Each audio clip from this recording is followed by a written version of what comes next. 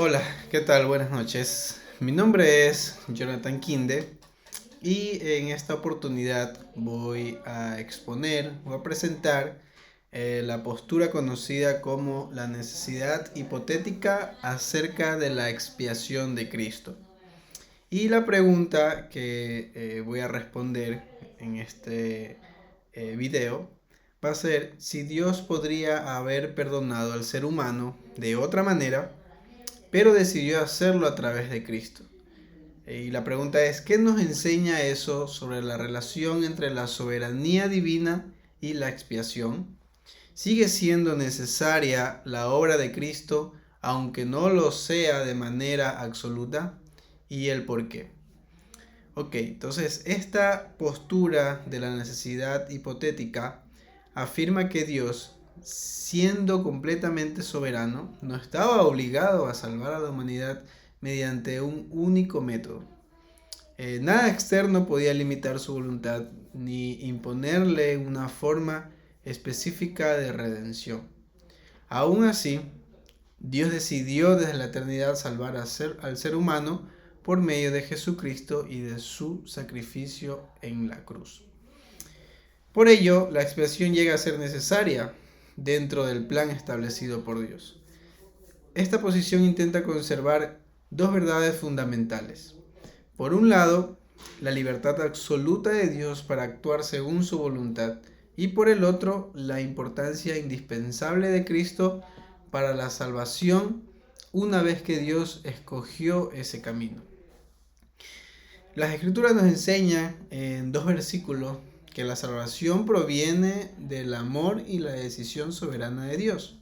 Esto lo podemos encontrar en Juan capítulo 3 versículo 16, que dice, porque de tal manera amó Dios al mundo que ha dado a su Hijo unigénito.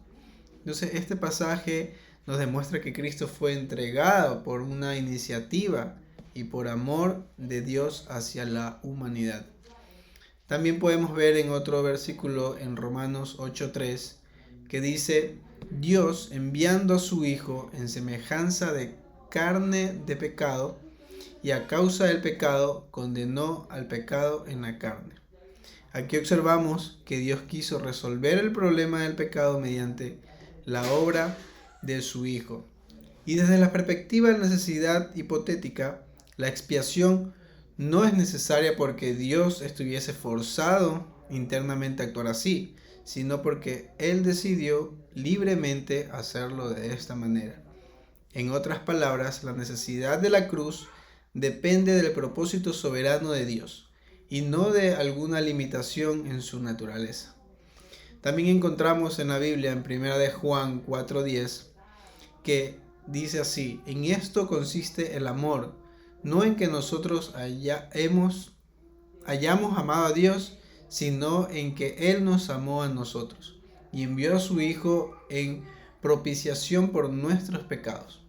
Este texto presenta el sacrificio de Cristo como la máxima expresión del amor divino hacia el ser humano. Uno de los teólogos más representativos de esta postura fue Hugo Grocio, quien nos enseñó que la expiación demuestra el gobierno moral de Dios y mantiene el orden de su justicia en el universo. Además de varias corrientes metodistas, arminianas y nazarenas que han apoyado esta perspectiva, resaltando tanto la libertad soberana de Dios como el alcance universal de la salvación. La obra de Cristo sí puede considerarse necesaria, aunque no de forma absoluta. Entonces es necesaria porque Dios determinó salvar a la humanidad por medio de la cruz. Y una vez establecido este decreto, no existe otro medio para salvación fuera de Jesucristo.